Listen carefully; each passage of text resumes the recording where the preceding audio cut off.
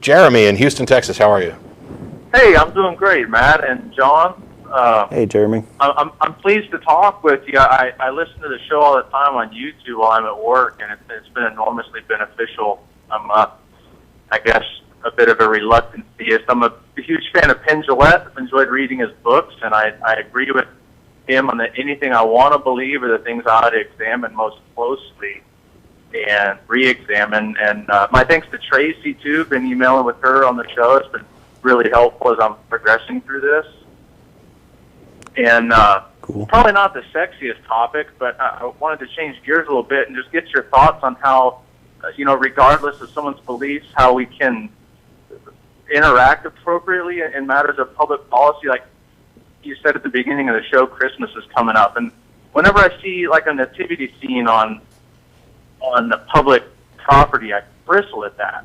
I don't think that's appropriate. So the courts have ruled on this, and it's pretty well defined as to what you can and can't do. And as soon as you start allowing religious things like a nativity scene on public property, you have to open it up to everybody. But if you just put up the cultural, secular things like, a tree and a wreath and a happy holidays or season's greetings or whatever else, then you don't have to open it up to a variety of religious beliefs. And nobody's required to put up anything to acknowledge any holiday ever. But it's the preferential treatment, it's the privileged position that's the problem. Right. Yeah, I don't see any point in bringing in philosophy or metaphysical ideas into the study of biology in school. I don't even see how that benefits anybody, regardless of what, people may have their own conclusions about, those matters. But, I've gotten in several heated discussions with family at Thanksgiving and stuff. A lot of my extended family were big fans of the Defense of Marriage Act. And I find that so immoral to press your beliefs on other people through the use of force like that. And I just wanted to say, if you were to go to people in that situation, what are some ways that I would explain to them from someone else's viewpoint? Think about how this feels to those people. That really angers me that people do that. I find it highly immoral. And what are your thoughts on that?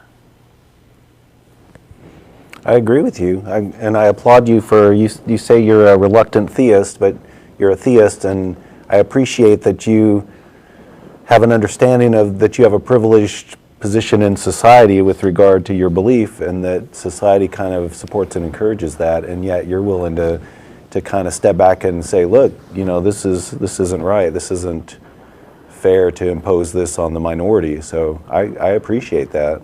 I agree with you and appreciate your position. I think the positions that we're talking about are immoral. The idea that they would attempt to legislate them is something that I actually understand. It's one of the things about the type of country the United States is you should be able to enter any sort of legislation you want. And then maybe, hopefully, most of them will get shot down in committee. Occasionally, some of them will come up for a vote.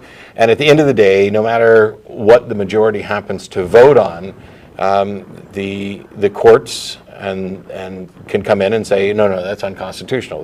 The Constitution is the thing that protects minorities from the whims of the majority.